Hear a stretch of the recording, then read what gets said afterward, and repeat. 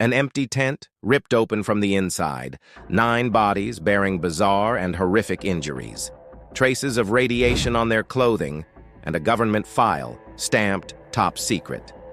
In 1959, on a remote mountain in the Ural Range, 9 experienced hikers died under circumstances so strange they defy easy explanation.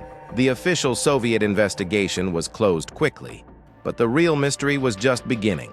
For over 60 years, countless investigators have tried to answer one impossible question: what really happened at Dyatlov Pass? Today, we're going to open the final folders in this chilling case file. The theories. Let's start with the scientific explanations. The most widely accepted theory today is a rare natural event called a delayed slab avalanche. The idea is that the hikers cut into the snowpack to set up their tent, unknowingly creating an instability. Hours later, a heavy slab of snow slid down, crushing the tent and causing the severe internal injuries, like broken ribs, without piercing the skin. This sudden, terrifying event would explain their panic and why they had to cut their way out from the inside. But there's a problem.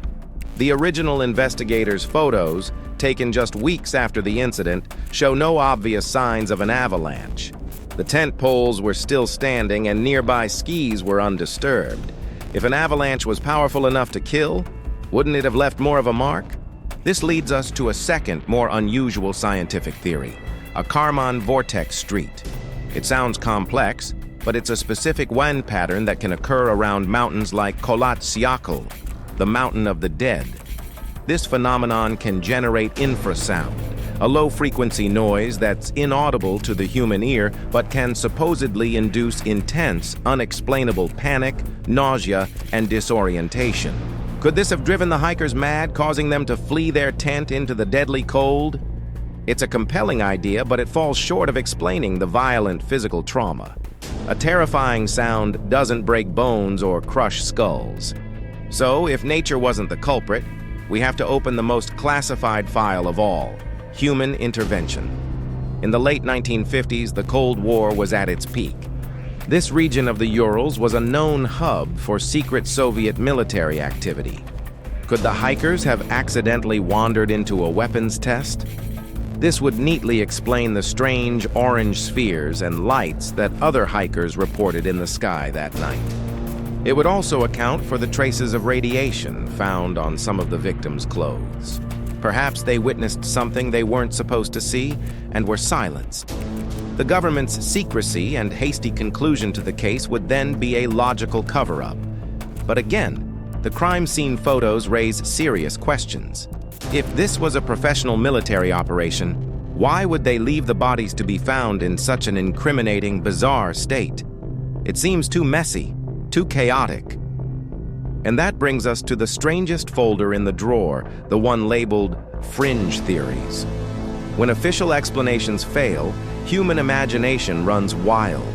Some locals whisper of the Menk, the Siberian equivalent of Bigfoot. A large, powerful creature could certainly inflict the kind of brutal injuries found on the hikers. Eyewitness sketches from the region depict such a beast, though no physical evidence was ever found at the site. And of course, those glowing spheres in the sky have led many to believe the hikers had a close encounter with something not of this world, a UFO. While there's no hard evidence for either of these, the theories persist, fueled by the unsettling, almost supernatural details of the case. In the end, we're left right where we started, with 9 bodies, a torn tent, and a mountain of impossible questions. What makes the Dyatlov Pass incident so eternally haunting isn't just the horror of what happened, but the mystery itself. It is a chilling reminder that there are still things in this world that we simply do not understand. The official file may be closed, but for us, the case is far from over. It lives on, in our shared curiosity and in our enduring fear of the unknown. What do you think really happened on that mountain? Let me know your theory down in the comments. And if you have a hunger for mysteries that defy explanation, make sure to subscribe and hit that notification bell. Thanks for watching. For 2 long months, the case went cold. The fate of the remaining 4 hikers was a mystery, buried deep beneath the winter snows of the Ural Mountains. It wasn't until May, as the spring thaw began to reveal the secrets hidden below, that the final, horrifying chapter of this story was written. A search party, working in a ravine about 75 meters from that now infamous cedar tree, made the grim discovery. Buried under 4 meters of snow, they found them. Lyudmila Dubinina, Semyon Zolotaryov, Alexander Kolevatov, and Nicholas Thibault Brignol. The evidence they uncovered would forever elevate this case from a tragic accident to a terrifying, unsolvable enigma. These 4 were better dressed than the first group found, suggesting they had scavenged clothes from their fallen friends in a desperate attempt to survive the brutal cold. But it wasn't the cold that killed them. The stark, sterile language of the autopsy reports reveals the true horror.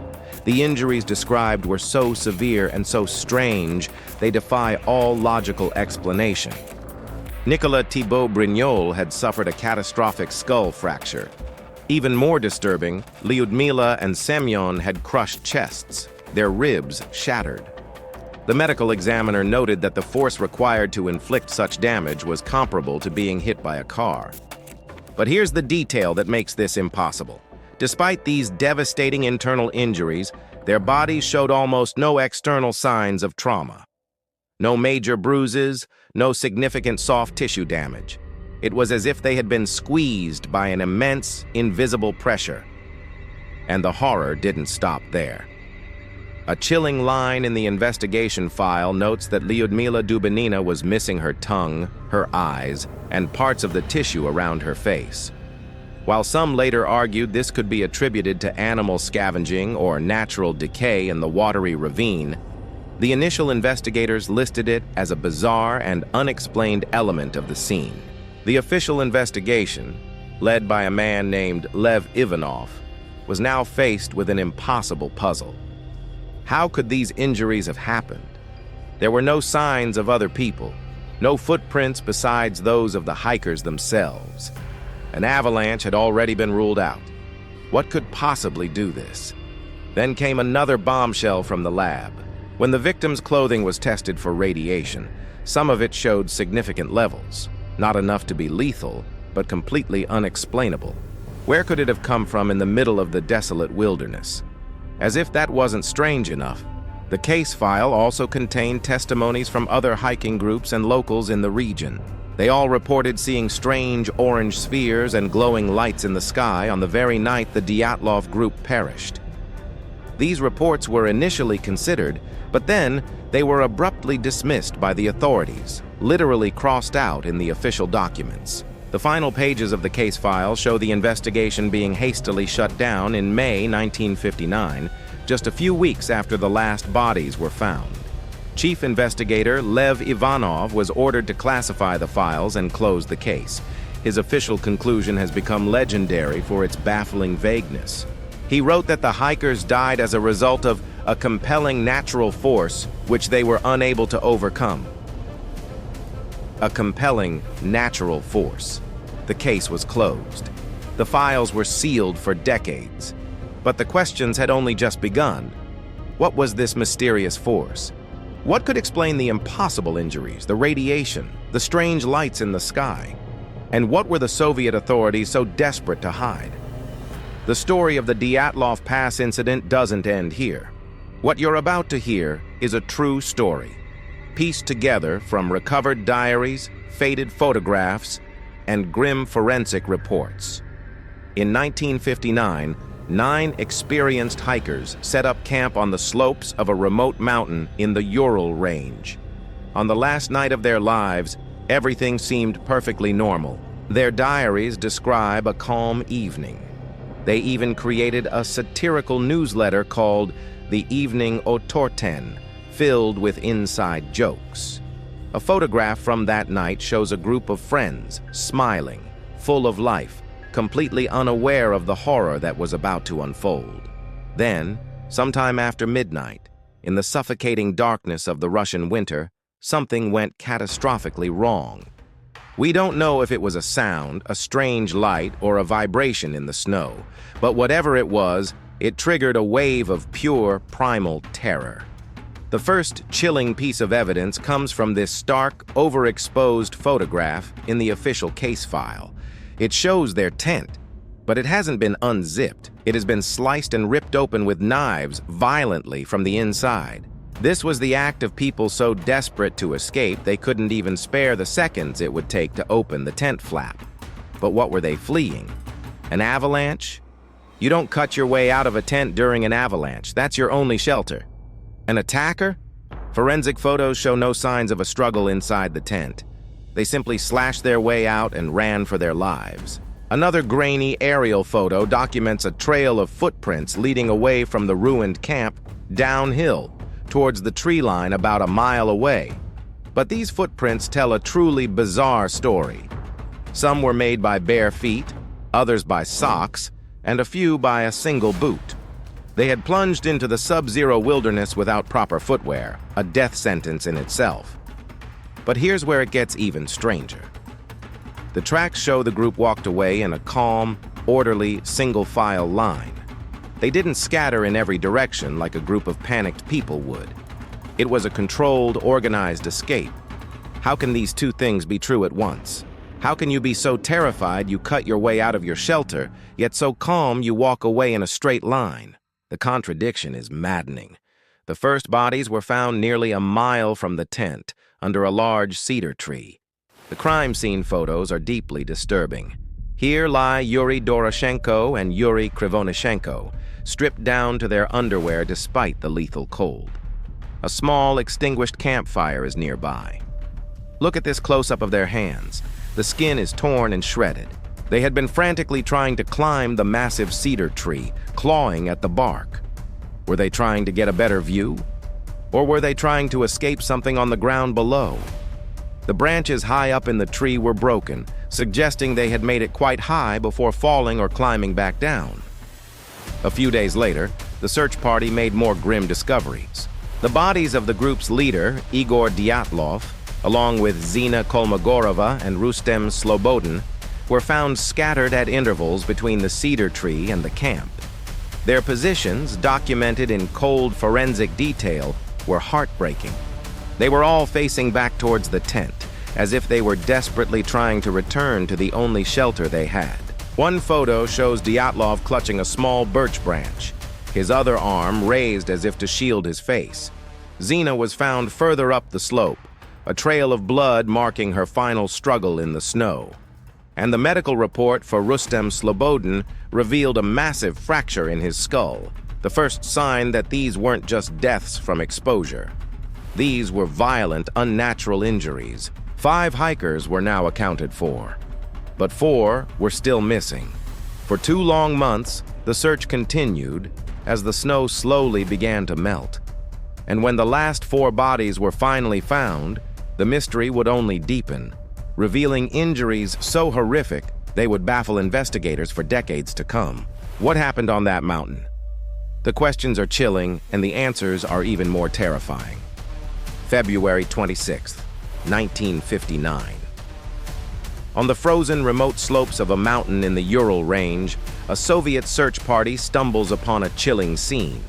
A large tent, half swallowed by snow, violently slashed open from the inside. This is Kholat Syakhl, a place the indigenous Mansi people call Dead Mountain. Inside the abandoned tent, everything is left behind. Warm clothing, boots, even money. It's as if the occupants, 9 experienced hikers, fled in a sudden, blind panic, rushing out into the lethal -30-degree wilderness. What happened to them would become one of the most baffling and terrifying unsolved mysteries of the 20th century. This is the story of the Dyatlov Pass Incident. Welcome to File Drawer Curiosities. Today we're opening a case file that has confounded experts for over 60 years.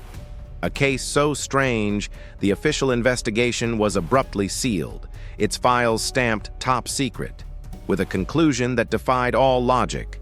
The hikers died from a compelling unknown force. So what was this force? To even begin to understand, we must first look at the evidence. Inside the case file, we find the faces of the 9 hikers. Captured in stark black and white, these portraits show a tight-knit group of students and graduates from the Ural Polytechnical Institute. All were expert hikers, qualified for the most challenging expeditions. Their leader was 23-year-old Igor Dyatlov, a gifted engineering student and a seasoned outdoorsman. He was joined by Zinaida Kolmogorova, known for her vibrant energy, the resilient Lyudmila Dubinina, and Alexander Kolovatov, a student of nuclear physics. There was Rustem Slobodin, another talented engineer, and the group's jokers, Yuri Krivonishenko and Nicholas Thibault Brignol. Rounding out the team were Yuri Doroshenko, the youngest of the men, and Semyon Zolotaryov, the oldest at 38, a mysterious figure who had joined the group at the last minute. There was supposed to be a 10th member. A faded photograph captures the moment Yuri Yudin said goodbye, forced to turn back due to a flare-up of chronic joint pain. It was a heartbreaking decision at the time, but one that would ultimately save his life. He would later be the first to identify his friend's belongings. The group's own recovered diaries and rolls of film paint a picture of a happy, almost idyllic expedition in its early days. Their faded photographs show them laughing, building snow forts, and singing songs by the campfire. One diary entry from Zina reads, "I wonder what awaits us on this trip. What will we encounter? The boys solemnly swore not to smoke the entire trip. I wonder how much willpower they have." There's no hint of the terror that was waiting for them just around the corner. On February 1st, they began the final, most difficult leg of their trek towards Mount Otorten, but the weather turned against them. A blinding snowstorm, a buran, descended with shocking ferocity. The group lost their bearings, veering off course towards the ominous slope of Kholat Syakhl. Faced with rapidly deteriorating conditions and fading light, Igor Dyatlov made a critical and ultimately fatal decision: to set up camp on the exposed mountain slope rather than retreating to the safety of the tree line below. This violated standard hiking protocol, a strange choice for such an experienced leader. In what is believed to be their final photograph, a grainy, slightly out-of-focus shot, we see the team pitching their tent against the howling wind. They prepared for sleep, unaware that it would be their last night alive. Sometime in the dead of night, something terrified them so completely that they sliced their way out of their only shelter and ran, half-dressed, into the unforgiving Arctic night.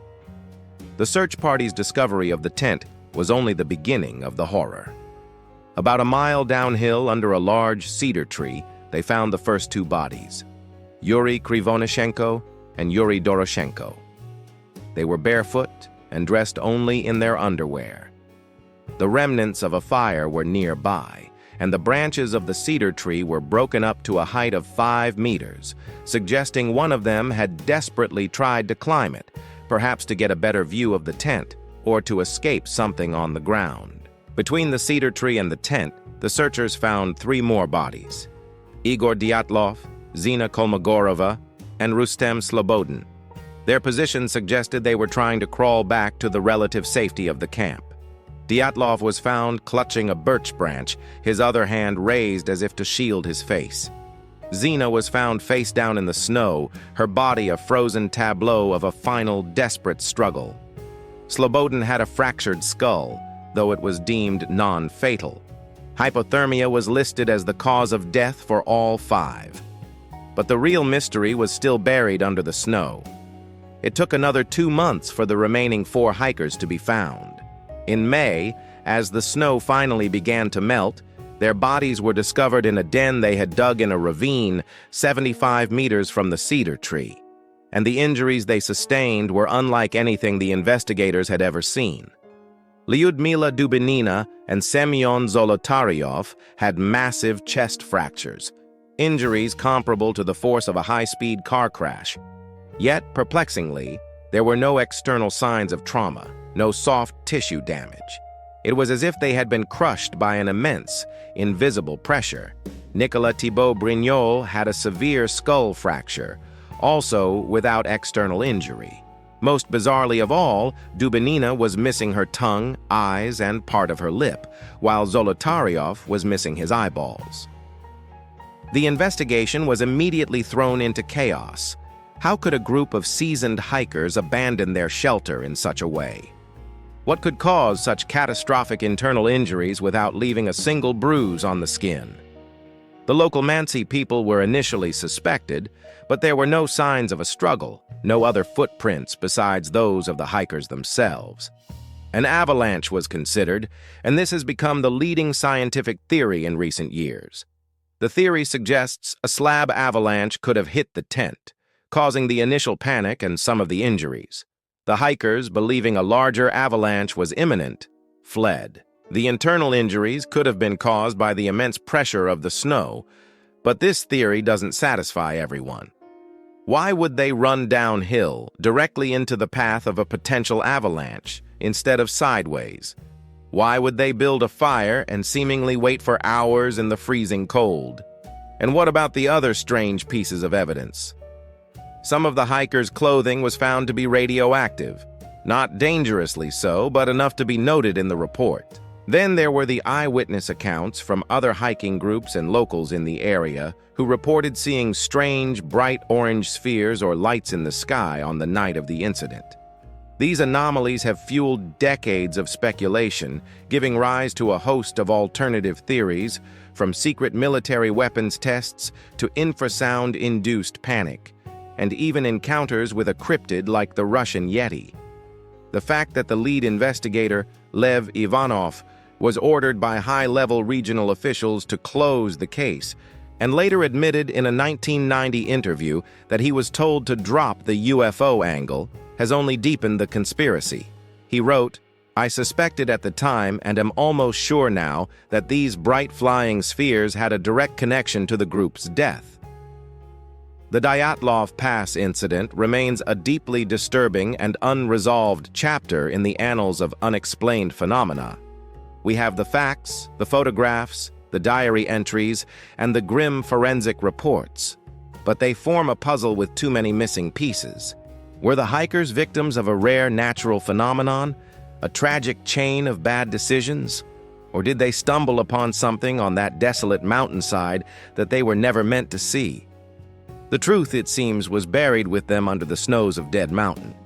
For over 60 years, their final terrifying moments have been locked in a silent mystery, a chilling reminder that there are forces in this world that we may never fully comprehend. Thank you for joining us in the File Drawer.